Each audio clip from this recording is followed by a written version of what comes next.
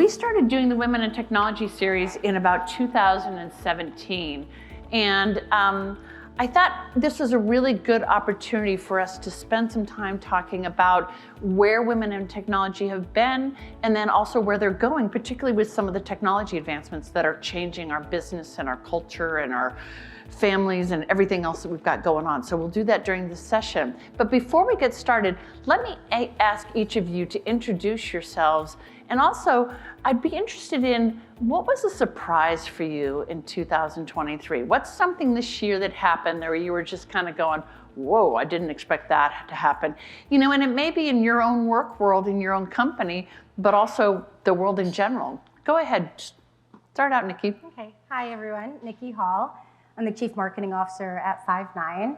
I've been here about a week now, maybe 2 weeks. Prior, I was with Lucy over at Content Square as the CMO over there. We're partners in crime, and this great team right here. So the thing that surprised me the most, probably ChatGPT, and I'm sure everyone's going to say the same thing, and I had another answer in case I was down there. But because as a marketer, we were trying to figure out how to use it, what is the governance, what are the rules so you don't break in, regulations. Yeah. And so that was the most surprising. And I think if the marketers over there, Danielle and Aaron, when we were trying to figure it out, we were like, how do we use it? And what's the best way to use it? And so that was probably the... So what's interesting about what you're saying is that it was a technology that was the impetus, but it was the people and process and business and changes that were the things that were the most interesting. Yeah, well, it kind of got us to stop and say, how do we use this?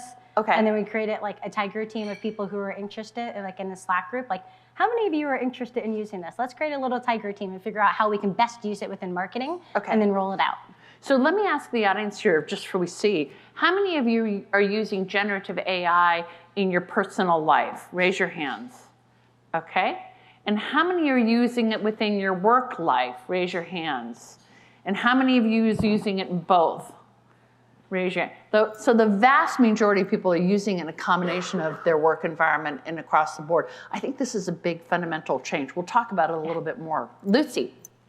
Hi everyone, super nice to be with you tonight. So I'm Chief Product Officer at Content Square.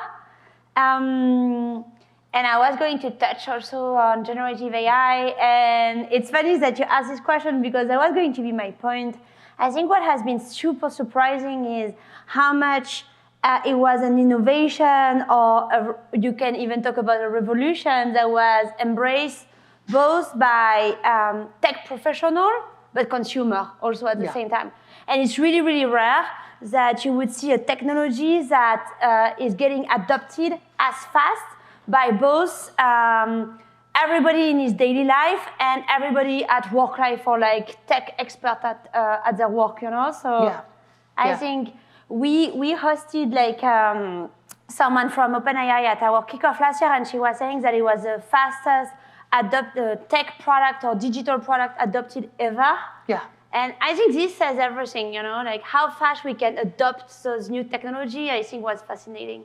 I have to tell you, I was helping a friend of mine's son clean up his computer the other day, and I helped him get everything arranged on it.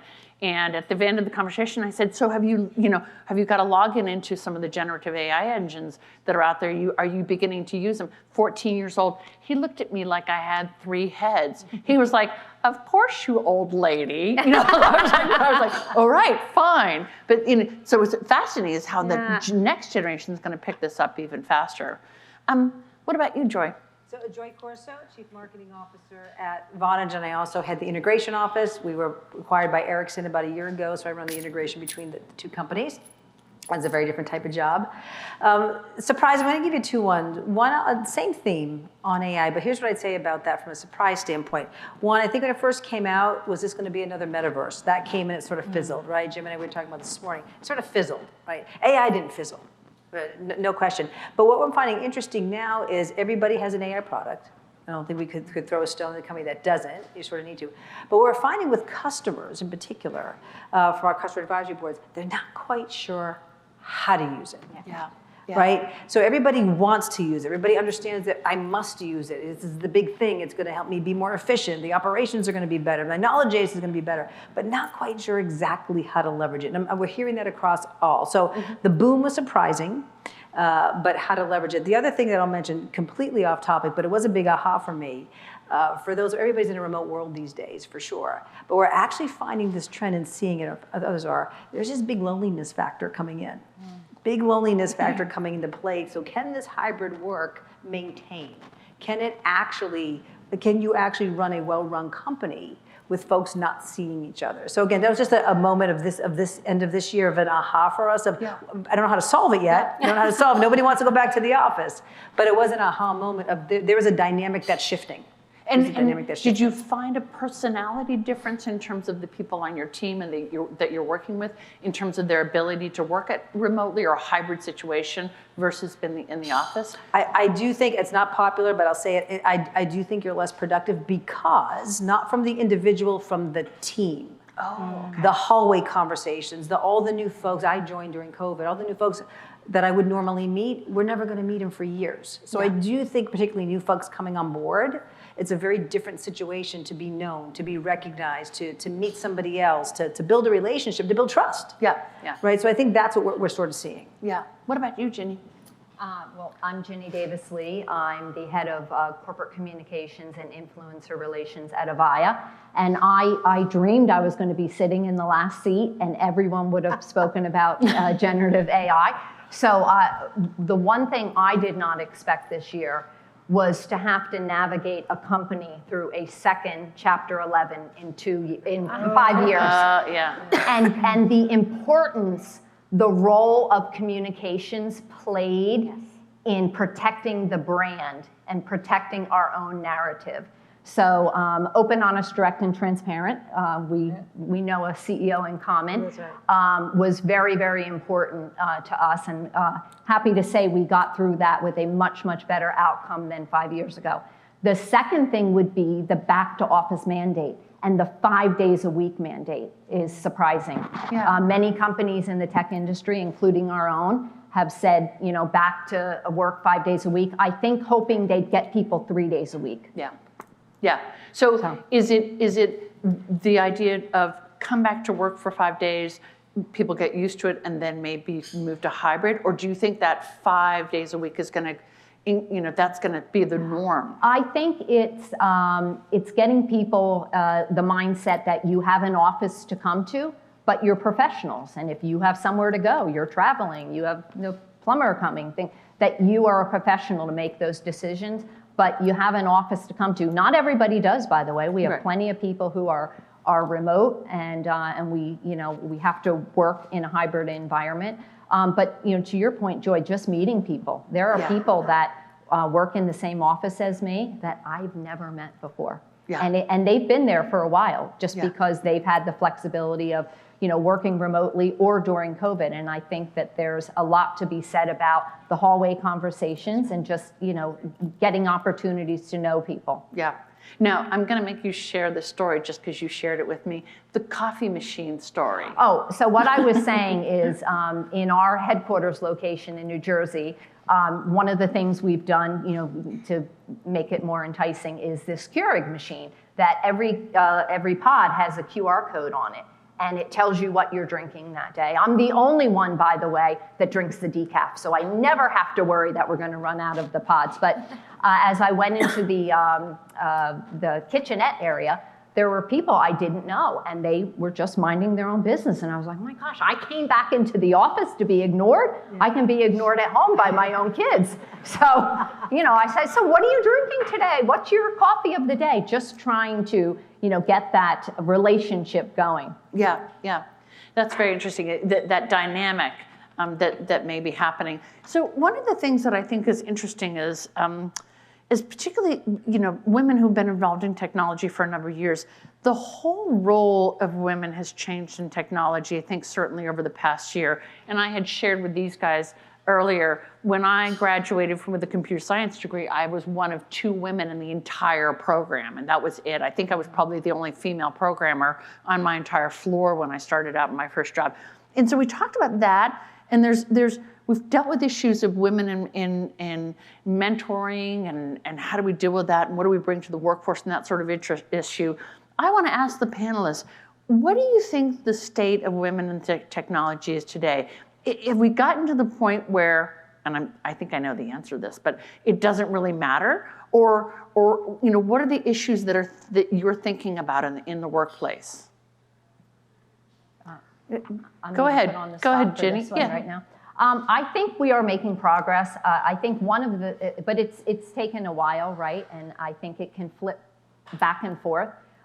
Years ago, we had a executive team that there were as many males as females, and then it over-rotated, in my opinion, to males. This year, for the first time, Avaya has 8 people on the leadership team, 4 are men and 4 are women, and it's shocking. We're like, we need to celebrate that. We need to be talking about that. And I think, wow, it's a shame we need to be celebrating and talking about it because it should be happening all along. But it's great because that's the visible team, the leadership team. But I think we have more work to do in other areas of the company. I think marketing has, traditionally always been heavier with women, which is great. But there are, I met people here tonight that are in, product management, and I think that there's definitely room for improvement in some of those tech areas like engineering and others in companies like ours. Lucy, I want to pick on you in particular because you bring such different perspectives, having a background in Europe, but also now working in New York City. Where do you think we are? What's your perspective? I think it's a very interesting question, and maybe it's being French, that we are not. I think there is a different perspective on all those topics, but. I'm going to share a personal story, but the way I was raised by my parents, like we are 2 girls, in my family, and I never sensed the difference between being a girl or being a boy. And for a very long time, this question was making no sense for me at all. Because I'm obviously a woman, and I never felt that I was... nothing was being taken off me because I was a woman, And I think it's because of the education I got. Like my father, my mother, they always told us that we can get whatever we want, And then I started to work and I started to listen to podcasts and grow up and be more aware of what's happening in the world and realize how lucky I was that I never felt that it could be an issue to be a woman, And I think it's very, the reason why I'm telling this story is because I think it's interesting because on one hand, I never felt it was an issue. So I always took whatever I wanted to take, And I think in a way, I was less socialized as a woman and what we expect from a woman. And it helped me get to the position I have today. And on the other hand, I also realized that my case is not the main case, and it's really important to have example, I think the Kamala Harris speech when she went into office was very strong about that, that the more you're gonna see different people, I think it's not just about women and men, it's about diversity in general. The more you're gonna see different people having a leadership position and being different leaders and having a different kind of leadership, that a leader doesn't have to be strong and a leader doesn't have to be extrovert. You can also be a very vulnerable leader, or you can be an emotional leader.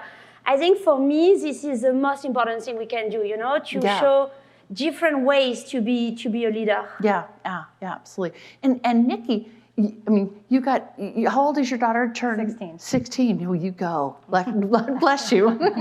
So, what is your perspective on this? Because you've been across this industry for a while. Yeah, I think it's getting better, but I think it still has a long way to go. I was, at 5'9", we have executive, females on the executive team, and at Content Square we had many. But I think it starts from the top. It's a cultural thing. So, and just like you, Lucy, it's like it doesn't matter. What gender you are, it's the skill set you bring. So I tried to instill that in my daughter. And if there's something you want to do, you can do it regardless of age, race, gender. If you know what you're trying to achieve, just put together a strategy to achieve it. Yeah. She was accepted. There's this thing called the Z Suite. You and I talked about this. Yeah. So Generation Z, and they do reverse mentorship for retail CEOs. And she applied herself. I asked her, I'm like, can I see your application? She's like, no, Mom, I've got this. So like, that generation, they want, my generation, we wanted people to help us and look things over. Yeah. She's like, Mom, I have this. So, regardless of gender, she applied, she got in, and she's like, make a name for herself. And you bring up a really interesting issue, which is now in technology companies, we have multiple different generations. We have people coming in at different generations. So we've talked about women in technology. We've talked about diversity in the workplace. We've talked about bringing people on our teams together, both remote and local.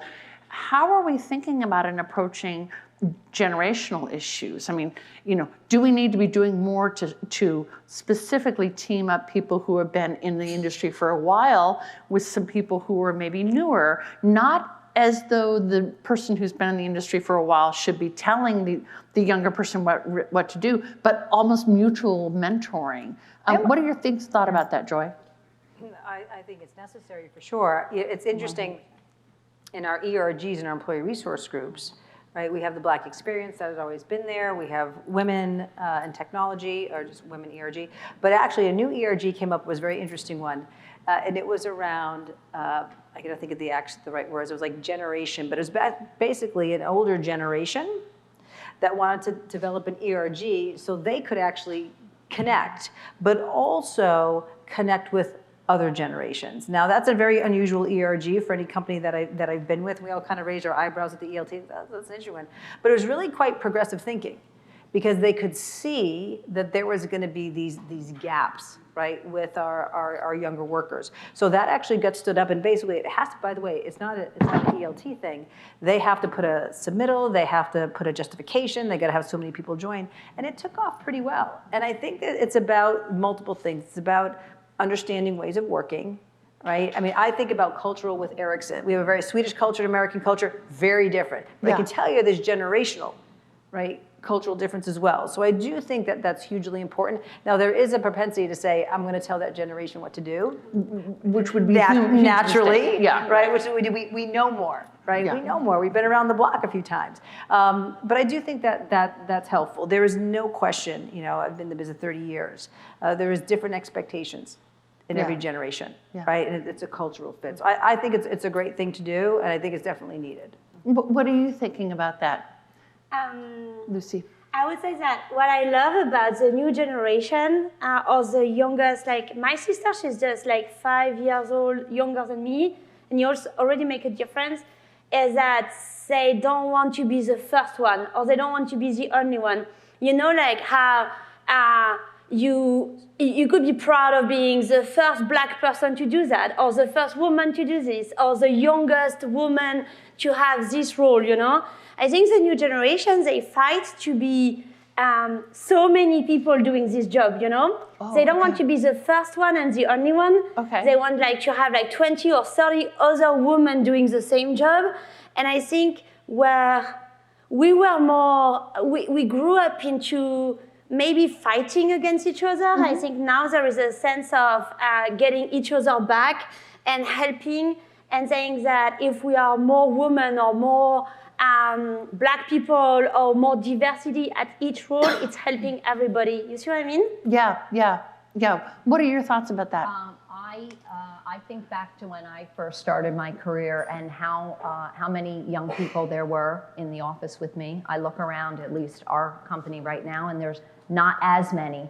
And I think how hard it must be for them working with, it would be like my daughter working with all of me at a company, how hard that would be. And so I think for us, I know I have learned to have much more patience, because I was given so many opportunities to be trained and learn things, but we're moving at such a fast pace these days with fewer resources. I think sometimes we forget that. I also feel, especially for kids coming out of school right now, it's such a challenge. I was talking with Caitlin tonight from Plum, and is really interesting. She was sharing that some of the AI tools right now in HR, you can apply for 5,000 jobs while you're sleeping. Yeah. So you're up against all of these other applicants who are looking for jobs. And so I feel it's a challenge for the younger folks. But then when they get the jobs, I think that they don't have this is not a knock, they don't have the same loyalty maybe. So we have to invest in them or we'll lose them to other companies. That's a really, really good point. That's a key one. So it's interesting when we talk about this, one of the things we've been doing a lot of research on within Aragon Research is the concept of digital labor. And we're starting to see digital labor come about today. I mean, all of our use of AI technology is really early on digital labor. But over time, we believe we're going to start to see things like, virtual assistants, co-pilots, actual agents that you can give a task to and say, go off and write a marketing plan for this project, to even advisors down the road. What's interesting is when we look at the things that you talk about in terms of hybrid or in the office workplace, dealing with diversity within the workplace, and now you have this whole new other thing that's coming forward with it, which is digital labor. How are we going to think about that, and what are some of the challenges you think we're going to have in the future? What are you thinking, Joy? Well, for the digital labor, I know we talk about there's a whole ethical part of AI. We talked a little bit about that before, and honestly, I think talk about a pinky toe in the water. Mm-hmm. I really believe it. We are so at the beginning of this. I can tell you, at least for me and the other teams, we're all trying to figure out how to leverage it. Sure, go write a piece of content. Sure, spiff up an ad campaign. But I think we're at such the beginning of it. And I know there's lots of very strong feelings around the ethical practices of AI and how even college applications, right? Writing student papers. I mean, every day you can think about it. We were just talking about somebody talking to Bob today about their high school. They run through a program before you submit a paper. Yeah. Right. So I think my company's certainly not there. We're still trying to figure out, I think very much like our customers, how do we even use it?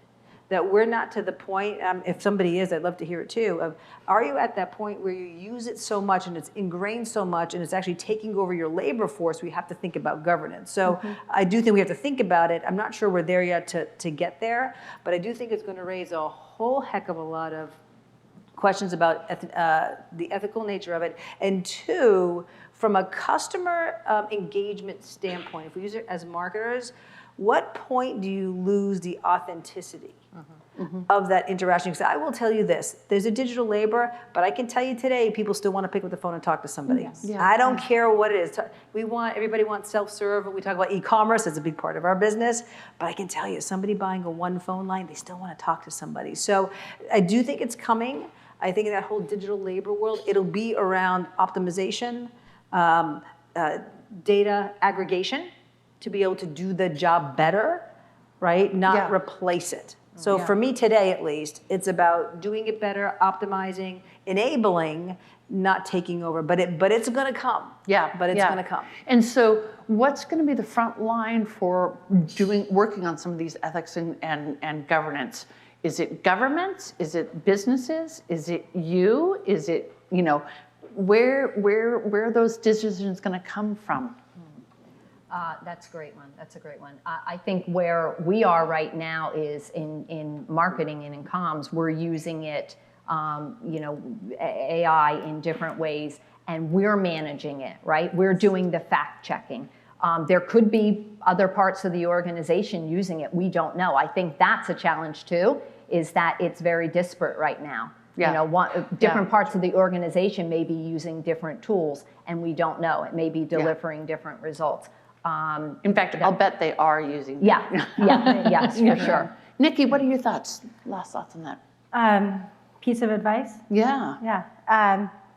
So since my one piece of advice I was thinking of, since this is the Woman in Tech panel, I actually had a personal story where there was a female who I worked with in the past as I was trying to kind of grow in my career. She held me down, and that was probably 2014-ish. And now what I'm seeing is people lifting each other up more. So my one piece of advice, regardless of age, gender, whatever it is, just as you're accelerating in your career and you're learning things, reach down, grab someone, pull them up with you and help them learn. It's going to be the individual. Yeah. Absolutely. What's your piece of advice going forward on this? We've talked about a variety of topics here, but. No, but I would agree with what Nikki just said. I think I'm going to say something a bit stupid. I believe in karma, not because I believe that everything is written in the universe, but I think if you do well, you have better chances to get good things around you. So I completely agree with Nikki. I think if you care about what you're doing, if you care about the people you are doing with, and you try to do the right thing, at some point it's going to pay back. So I think this is really important, yeah. Yeah, that's great. Joy.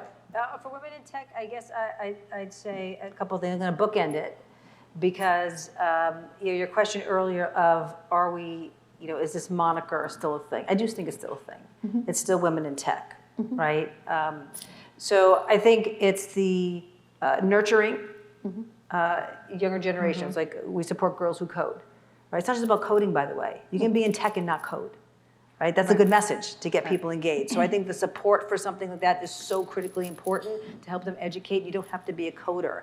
You can do lots of things in tech. But on the other side of the fence, what I noticed is, even for senior women, give them the visibility. Mm-hmm. That's different than giving them a job. It's give them the visibility. I find a lot of times we don't know what that person does because they're not comfortable to say, give me the spotlight. Yeah. Give them the spotlight. And my biggest hope is with my kids' generation, I have 18-year-old, 17-year-old, this whole women in business thing when I was growing up was a thing. Yeah. You had to say women in business. We don't say that anymore. There's women in business. I'm hoping this thing, women in tech, goes away too. Yeah. You don't have to say I it. was thinking the same thing Right? as I was preparing for this. Right? Yeah. You don't need it anymore. That's certainly my hope. We'll see. Hold on. I think that this is really important because we're all saying it. And when I thought about this today, it wasn't as eloquent as what Nikki said about lifting people up, but it was that mentorship is alive and well and needs to be. And there may be folks out there that are reticent to say, would you be my mentor? But if you see something in them, find opportunities for them, invite them places. Especially in our world right now where we're still hybrid, you might not have an opportunity. Invite them somewhere, give them an opportunity to showcase themselves. Because in honesty, it takes a lot of pressure off of us too, right? When there are other people that you can bring along. And in turn, I think they'll pay it forward. Because I know I'm paying it forward because of what someone did for me. What I think is fascinating is with all the technology changes that are going on and that we're all working on and blah, blah, blah, all the rest of it, what are we all talking about as the most important thing? Being human. Yes. Yeah, exactly. Yes. Right? Isn't that really cool? Thank you very much for joining me you. on this. Really appreciate the panel. Thank you.